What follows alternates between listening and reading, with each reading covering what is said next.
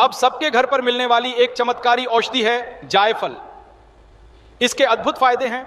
अगर आपको या आपके घर में किसी को भी कमर का दर्द, जोड़ों का दर्द और घुटनों का दर्द रहता है तो ध्यान से प्रयोग समझ लीजिए।